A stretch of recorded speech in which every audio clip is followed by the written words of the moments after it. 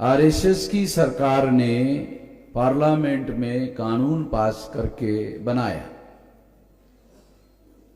तो एक संदर्भ में थोड़ा आप लोगों को, हमारे लोगों को बहुत सारी बातें जानकारी नहीं है।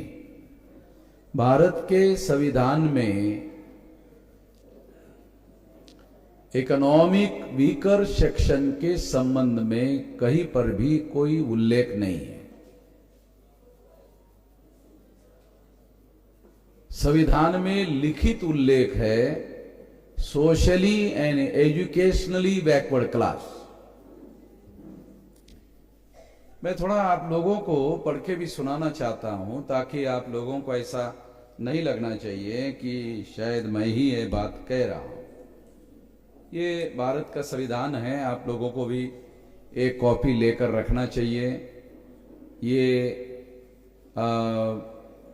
अंग्रेजी और उसके साथ साथ हिंदी दो भाषा का संविधान है। आप लोग अंग्रेजी और मराठी का ले सकते हो, क्योंकि एक केवल मराठी का लेने से बात समझ में नहीं आएगी, क्योंकि ओरिजिनल जो संविधान की भाषा है वो अंग्रेजी है। तो अंग्रेजी में पढ़ना चाहिए, फिर उसका ट्रांसलेशन मराठी या हिंदी में पढ़ना चाहिए, तो और ज़्यादा बात समझ में आती है।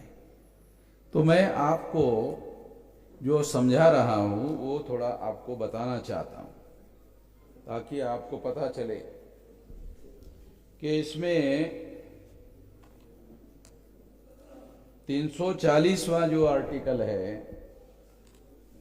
जिसके बारे में ये लिखा हुआ है कि किसी भी व्यक्तियों को या व्यक्ति समूहों को रिजर्वेशन देना है तो उसको दिया जा सकता है या नहीं दिया जा सकता है, उसके बारे में 340 में, 341 में, 342 में एक कमीशन के रेफरेंस में बाबा साहब अम्बेडकर ने आर्टिकल 340, 341, 342 में लिखा हुआ है। तो मैं थोड़ा आपको पढ़ के सुनाना चाहता हूं। The President may by order appoint a commission consisting of such person as he think fit to investigate the condition of socially and educationally backward classes। तो कॉन्स्टिट्यूशन में क्या लिखा हुआ है? Socially and educationally backward classes लिखित है। सोनोले यहां वकील है, मैं वकील नहीं हूं। है ये वकील का मैं थोड़ा सर्टिफिकेट लेना चाहता हूं। वैसे वकील से कम नहीं जानता हूं मैं, मगर डिग्री नहीं है मेरे पास। डिग्री सोनोले के पास है। हाई कोर्ट और सुप्रीम कोर्ट के जो लॉयर है उससे भी कम नहीं जानता मैं। उनको जब सुप्रीम कोर्ट और हाई कोर्ट में खड़ा करता हूं तो उनको कहता हूं ये ऐसा चाहिए, ऐसा बोलो, उधर बोलो।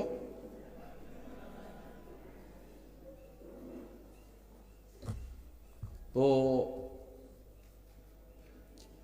ये जो मेरा ज्ञान है, जानकारी है, संविधान का अमल है, तो एक सुप्रीम कोर्ट का लॉयर है, एमए, एलएलबी, एलएलएम, पीएचडी।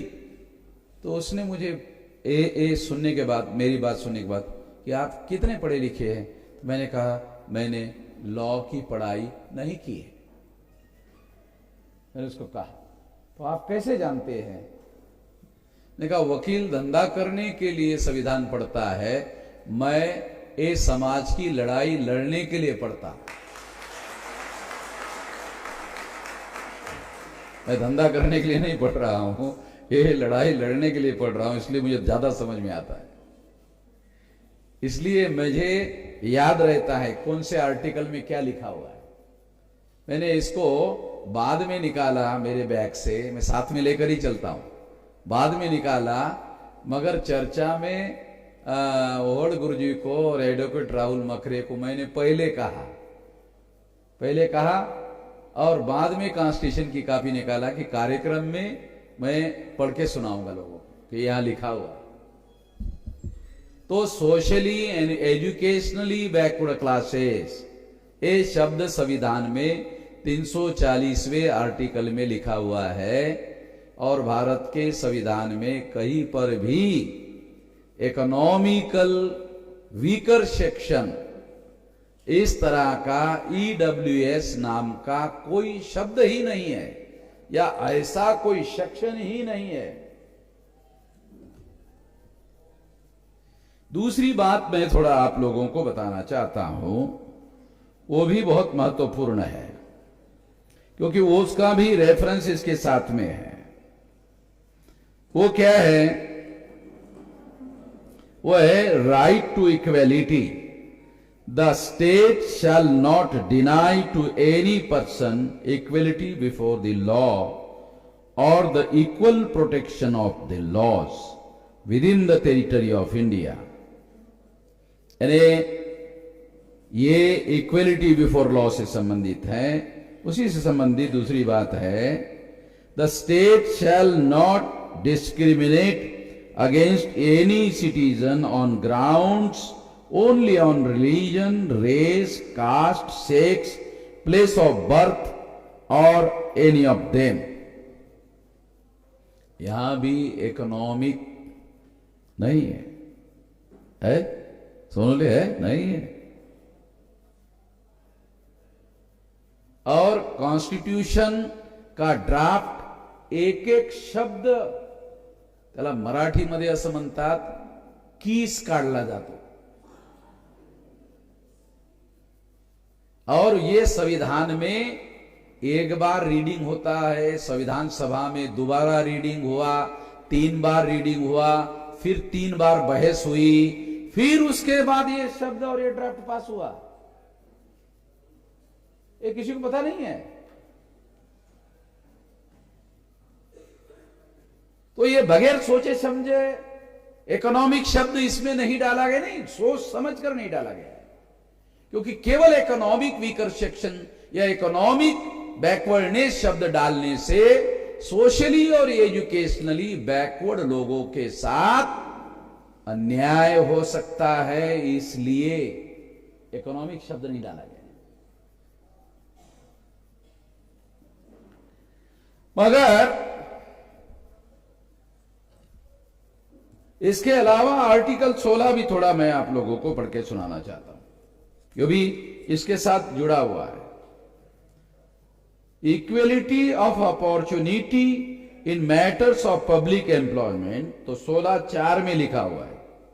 16(4) में क्या लिखा हुआ है? Nothing in this article shall prevent the state from making any provision for the reservation of appointments or post in favor of any backward class of citizen which in the opinion of the state is not adequately represented in the services under the state। इसका हिंदी में अर्थ है, इस अनुच्छेद की कोई बात राज्य को पिछड़े हुए नागरिकों के किसी वर्ग के पक्ष में जिनका प्रतिनिधित्व राज्य की राय में राज्य के अधीन सेवाओं में पर्याप्त नहीं है।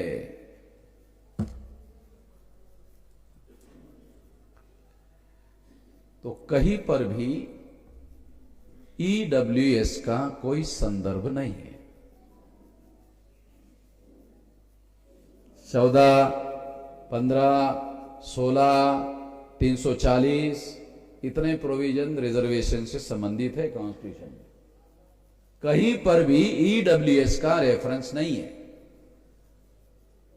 Directive principle of state policy, राज्य को मार्गदर्शन करने वाले सिद्धांत, ऐसा एक चैप्टर संविधान में है।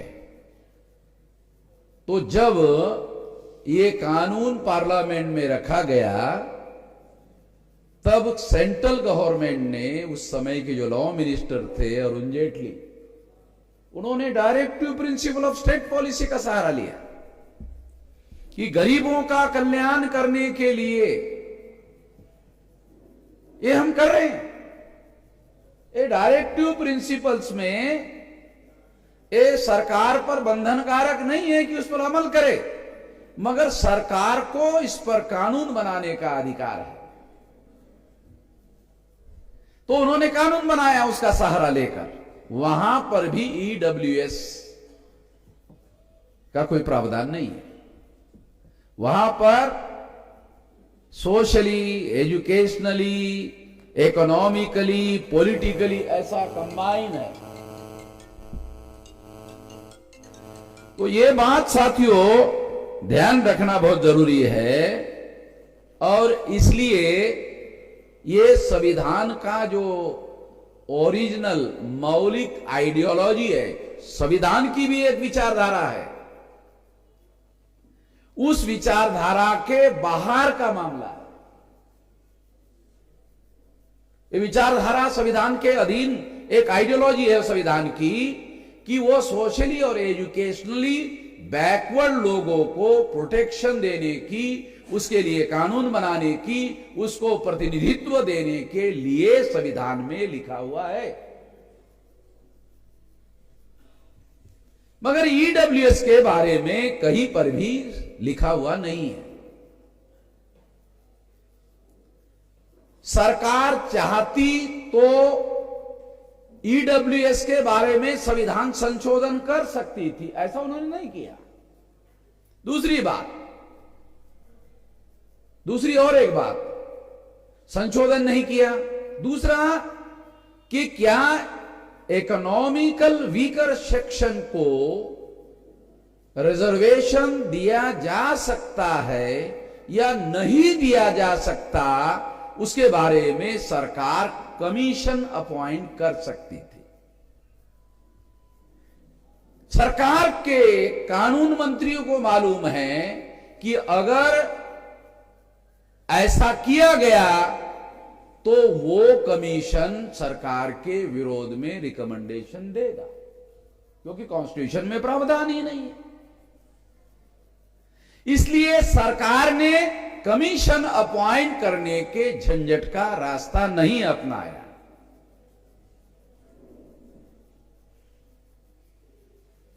शेड्यूल कास्ट के लोगों को कॉन्स्टिट्यूशनल रिजर्वेशन है, शेड्यूल ट्राइब के लोगों को कॉन्स्टिट्यूशनल रिजर्वेशन है, ओबीसी के लोगों को कॉन्स्टिट्यूशनल रिजर्वेशन है। तो ये थोड़ा सा मैं सोशल सिस्टम के आधार पर समझाता हूं। ब्राह्मण के लिए रिजर्वेशन नहीं है, क्षत्रिय के लिए रिजर्वेशन नहीं है, वैश्य के लिए रिजर्वेशन नहीं है। जिसे ओबीसी कहा जाता है, पिछड़ा वर्ग कहा जाता है, वो वर्ण व्यवस्था में शूद्र है। ब्राह्मण धर्म के अनुसार जो शूद्र है उसको ही ओबीसी कहा गया है, क्योंकि शेड्यूल कास्ट शूद्र नहीं है, शेड्यूल कास्ट अछूत है, यानी उससे नीचे है, यानी शूद्र से नीचे है। शेड्यूल कास्ट अछूत है, शूद्र नहीं है। बहुत सारे शेड्यूल कास्ट के जो लोग हैं वो शेड्यूल कास्ट को पढ़े लिखे लोग शूद्र मानते हैं, तो ये बहुत गलत, इसने बहुत भारी नुकसान किया। इसने ओबीसी को ब्राह्मणों के कैंप में ढकेलने का काम किया। इस गलती की वजह से जो शेड्यूल कास्ट के, शेड्यूल ट्राइब के पढ़े लिखे लोगों ने जो गलती की, जो रियलिटी में नहीं है। शेड्यूल कास्ट शूद्र नहीं है, शेड्यूल कास्ट अछूत है। अछूतों को कॉन्स्टिट्यूशन में बाबा साहब अम्बेडकर ने शेड्यूल कास्ट कहा, आदिवासियों को बाबा साहब अम्बेडकर ने शेड्यूल ट्राइब कहा।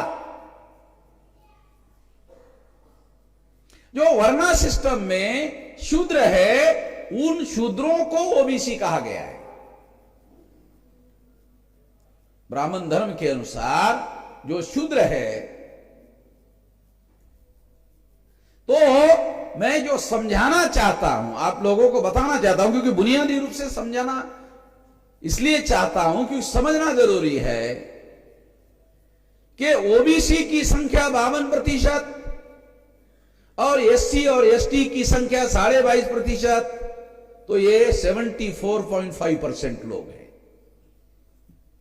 हो गया ये 74.5%। तो इसका मतलब है अभी रह गए हैं 25.5%। इसमें जो माइनॉरिटी के लोग हैं, वो माइनॉरिटी के लोग अगर 10% माइनस कर देते हैं तो लोग बचते हैं 15%। तो केवल 15% लोगों को ही रिजर्वेशन नहीं है, केवल 15% लोगों को ही रिजर्वेशन नहीं है। तो ब्राह्मण को, क्षत्रिय को, वैश्य को रिजर्वेशन नहीं है। तो ये जो इकोनॉमिकल वीकर सेक्शन जो है, ये आरएसएस की सरकार ने ब्राह्मण, क्षत्रिय और वैश्य को रिजर्वेशन देने के लिए, जो संविधान की विचारधारा में है ही नहीं, संविधान की आइडियोलॉजी ही नहीं है। Those who are not adequately represented, मैंने अभी पढ़ के सुनाया आपको, 16(4) में ऐसा लिखा हुआ है, Those who are not adequately represented, अर्थात जिनको प्रशासन में पर्याप्त प्रतिनिधित्व नहीं है। तो रिजर्वेशन क्या है? रिजर्वेशन एम्प्लॉयमेंट नहीं है, रिजर्वेशन क्या है? प्रतिनिधित्व है। रिजर्वेशन गरीबी निर्मूलन का कार्यक्रम नहीं है। यदि ब्राह्मणों के, क्षत्रियों के, वैश्यों के, गरीबों की गरीबी सरकार खत्म करना चाहती है, अच्छी बात है, गलत नहीं है, सरकार की जिम्मेदारी है। हर गरीब की गरीबी को खत्म करने का कर्तव्य है सरकार का। अगर सरकार को ऐसा लगता है कि ब्राह्मणों में, क्षत्रियों में, वैश्यों में गरीब लोग हैं, तो उसकी गरीबी को सरकार खत्म करना चाहती है, तो कोई गलत बात नहीं है, सरकार की जिम्मेदारी है। वो ऐसा करना चाहती, अच्छी बात है, मगर करने का तरीका रिजर्वेशन नहीं है, क्योंकि रिजर्वेशन गरीबी निर्मूलन का कार्यक्रम नहीं है।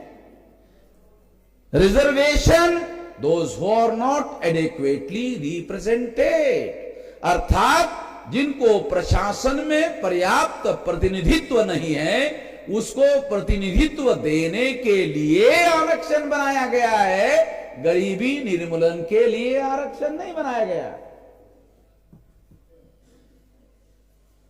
यदि ब्राह्मण, क्षत्रिय, वैश्य इसकी गरीबी सरकार खत्म करना चाहती है और रिजर्वेशन के द्वारा खत्म करना चाहती है, तो ये कॉन्स्टिट्यूशन में प्रावधान नहीं है। भारत सरकार का पिछला बजट 35 लाख करोड़ का है। भारत में कितने बजट बनाए जाते हैं? देखो कितने बजट है भारत में। सेंट्रल गवर्नमेंट का बजट, स्टेट गवर्नमेंट का बजट, महानगर पालिका का बजट। बॉम्बे के महानगर पालिका का बजट 40,000 करोड़ का है, अकेले बॉम्बे का एक साल का। बहुत सारे लोगों को पता ही नहीं है। ऐसे महानगर पालिका के बाद नगर पालिका का बजट, फिर ग्राम पंचायत का बजट, फिर तालुका पंचायत का बजट, फिर जिला पंचायत का बजट, इतना बजट है। और इन सभी लोगों को टैक्स लगाने का अधिकार है और जनता से टैक्स वसूलने का अधिकार है और वसूले हुए पैसों से विकास करने पर खर्चा करने का अधिकार है। केंद्र सरकार का पिछला बजट 35 लाख करोड़ का है। कितने लोगों को ये आंकड़ा समझ में आता है कि ये कितना है? तो हमारे लोगों को तो ये समझ में भी नहीं आता कि ये आंकड़ा है कितना। 35 लाख करोड़। तो हमारे लोग क्या सोचते होंगे? या अरे लाख की बात है।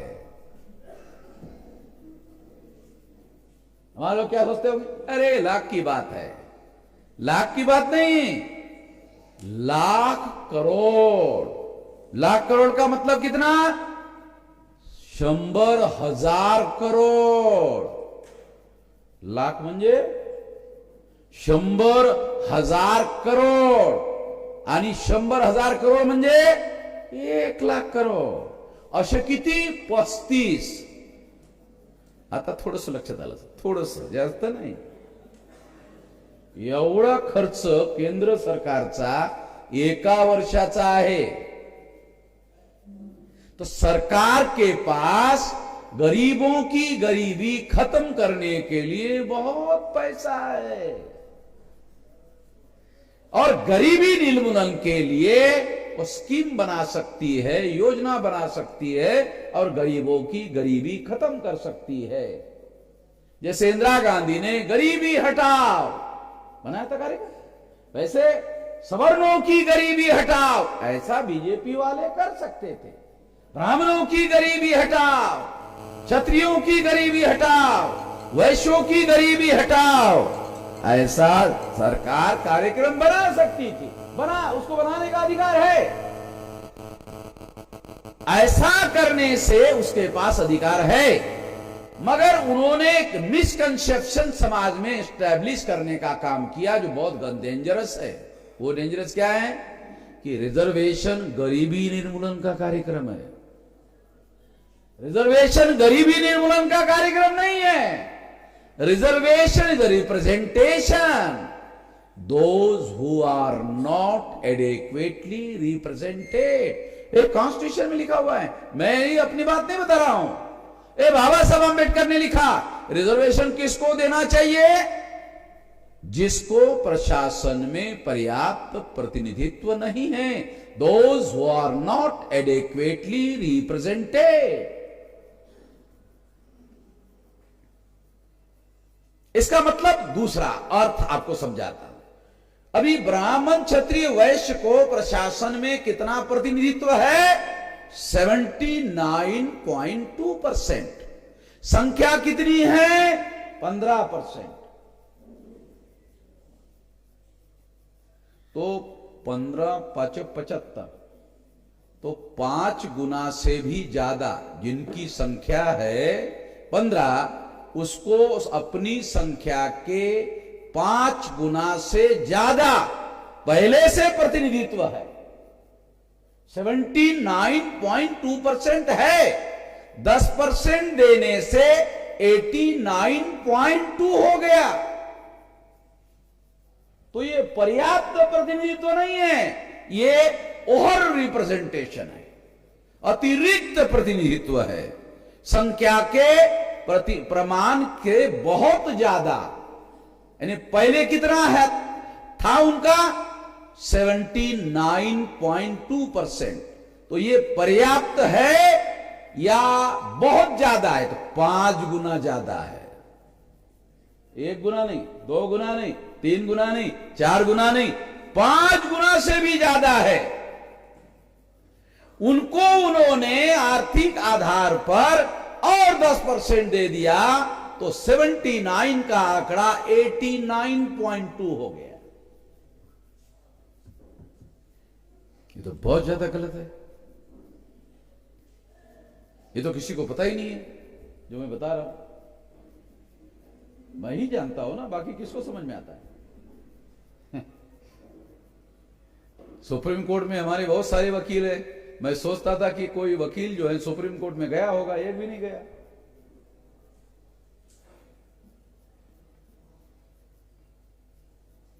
तो इससे प्रूव होता है कि ये किसी भी मापदंड में ये रिजर्वेशन कॉन्स्टिट्यूशनल नहीं है. मगर सुप्रीम कोर्ट के 3 जजेस ने इसे 5 जज की बेंच में से 3 जजेस ने इसे संवैधानिक घोषित किया. और हैरान करने वाली और एक बात है, चीफ जस्टिस उसमें शामिल नहीं है. 3 जज में हेड ऑफ द बेंच, वो जो 5 जज का बेंच है, उस 5 जज का जो बेंच का हेड है वो चीफ जस्टिस था. अभी जो यू ललित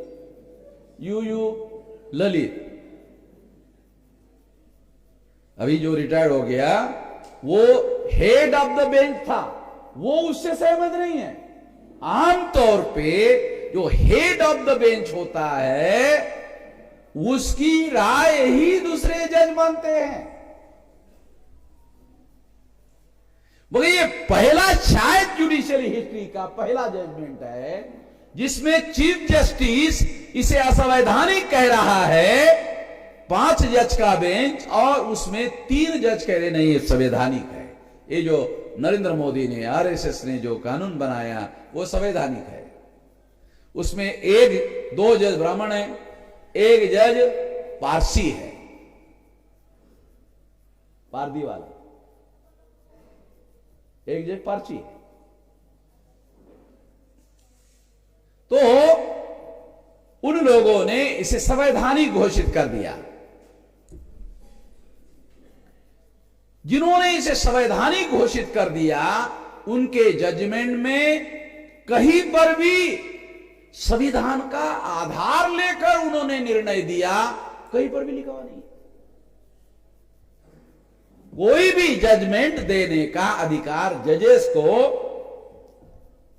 अपने मन से देने का अधिकार नहीं है। संविधान में अगर उसका कोई प्रावधान है तो इंटरप्रिटेशन के आधार पर जजेस फैसला दे सकते हैं, मगर जजेस ने ऐसा नहीं किया। तो जजेस ने क्या किया, जो असंवैधानिक बात थी उसको केवल बहुमत के आधार पर संवैधानिक घोषित किया।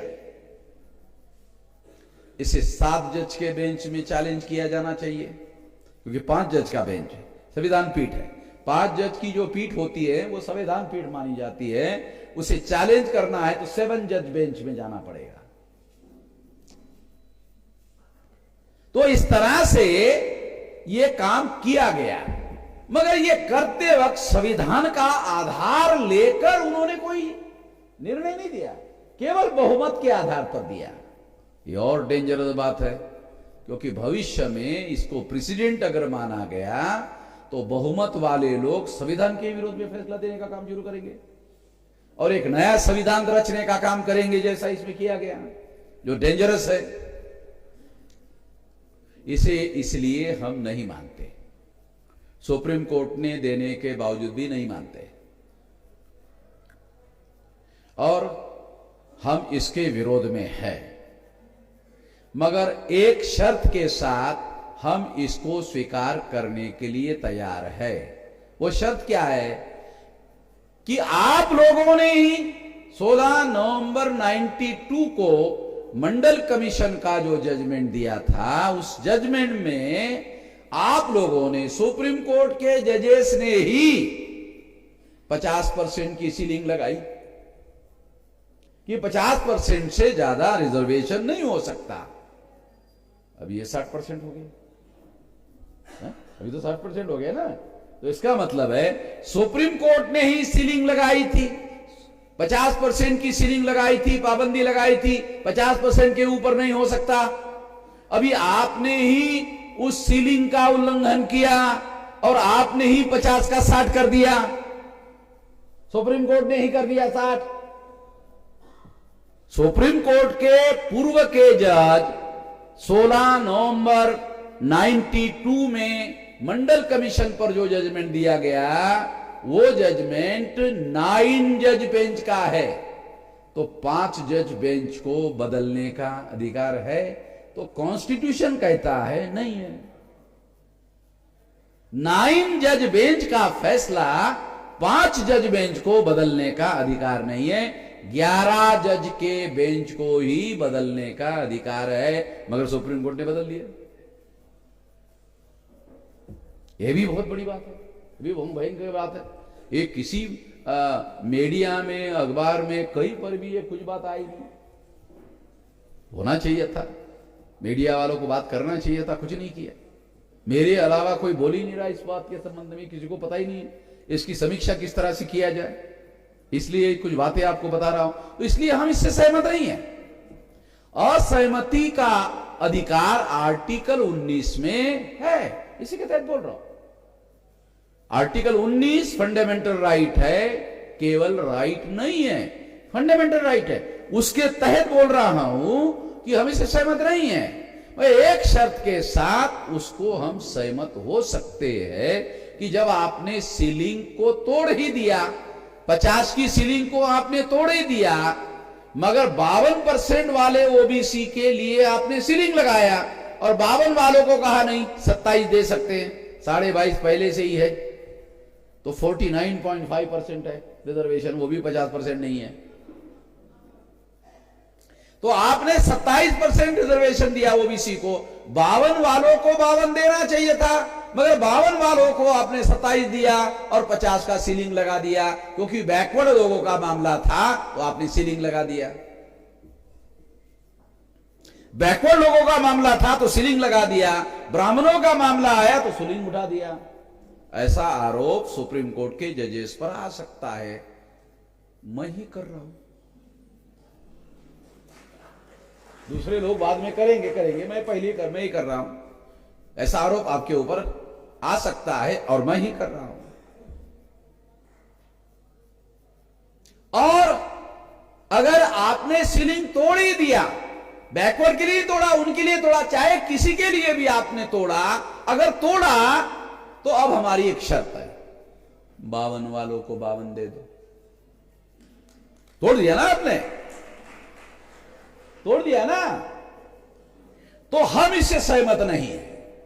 आपने तोड़ा, संविधान की व्यवस्था को तोड़ा, हम इससे सहमत नहीं है, मगर एक शर्त के साथ सहमत हो सकते हैं, जब आपने तोड़ ही दिया तो 52 वालों को 52 दे दो।